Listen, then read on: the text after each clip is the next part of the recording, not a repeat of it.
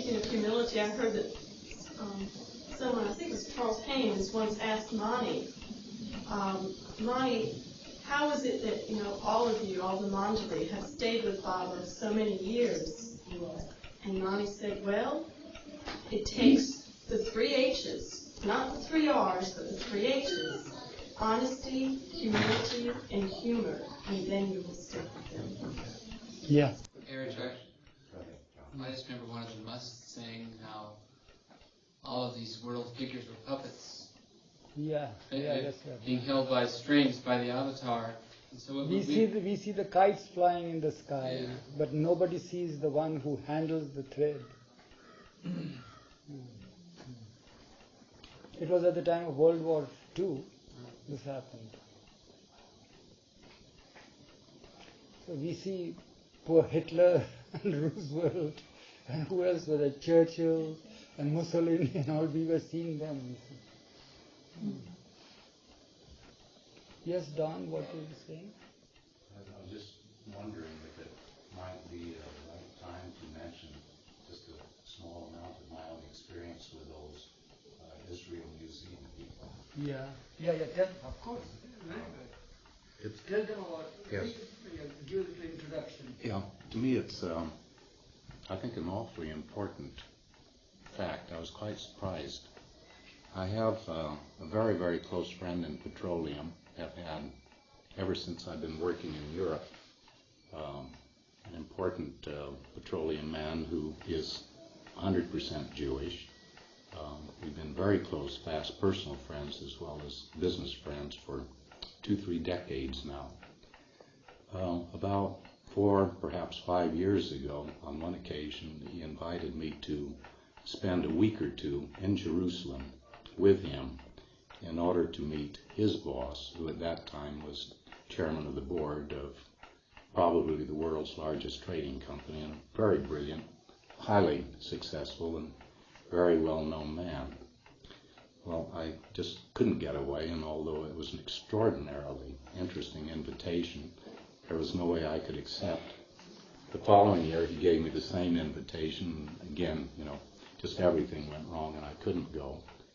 So the 3rd year, he came to me and said, well, Don, it's pretty close to the time when I go over for the council of the museum meeting, and I know it's almost flogging a dead horse, and I winced a little bit when he said that.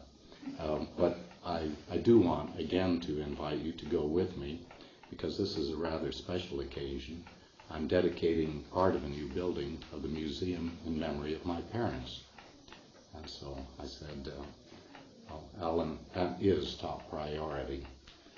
So unless all hell breaks loose, I will go with you, and I'd love to. What is that museum? Museum? For everything.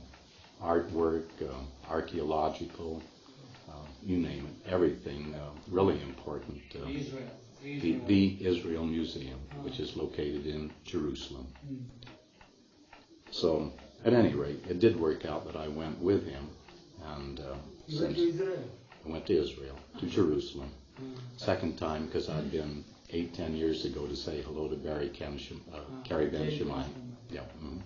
But that was only 4 days, and of those 4 days, 99.8% of it was spent talking with Carrie Ben Shimai, so I didn't get to see very much. So on this occasion, I really look forward to seeing other things, but obviously, immediately I met people from the museum itself. And it's very difficult to describe. I hope some way you get the sense of what I experienced when I went there. There is, for me, a very characteristic flavor, atmosphere, sense when one is with a well-knit-together Meher Baba group of lovers. It's very special, very characteristic. And quite frankly, I've never experienced that sense with other groups in the world. And that's one of the reasons that I think it's such an enormous pleasure, excitement, and bit of Baba's grace to be able to be with Baba groups in different parts. But on this particular occasion, when I met the personnel, of the Israel Museum. And I was really right in the center because my friend Alan is an extremely important figure in the museum for various reasons. So I met key personnel very concentratedly, and sometimes 10 or 15 together. And to my amazement, I had exactly the same sense, atmosphere that I have with the Meher Baba group. And so I just said to myself, Baba's here, Baba has selected this particular batch of marvelously idealistic, dedicated people, and whether they know Baba or not, it's obvious that he is with them and working with them. It was a unique experience.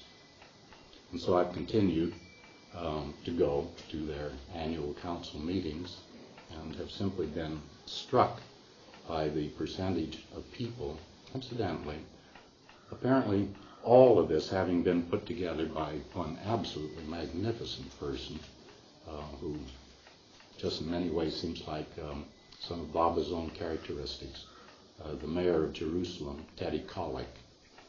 And he is the one who founded the museum. He's the chairman of it. He selected key personnel, and so you might say it's his human flavor which pervades this entire structure. And if you read a letter from him, you would be amazed by the humor and the delicate grace that's so similar to the letters that Baba himself had Arish or Mani dictate to different people. It's an extraordinary experience. So that's all I wanted to say. Did you meet Teddy Kollek? Oh yes, I've gotten to know him quite well. Marvelous person. But John, Mm-hmm. what are the ideals that you were speaking of that they have? The manner in which they devote themselves to other people, and especially to children. They just pour themselves out.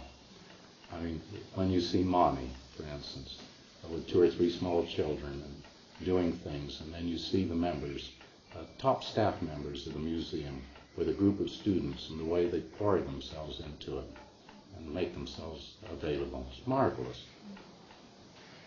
Is this concerned with Jewish history or the history of the area? Some of it is that, and much of it, of course, is just general world archaeology, world art, Arabic art. The museum does a marvelous job of trying to knit the different cultures together.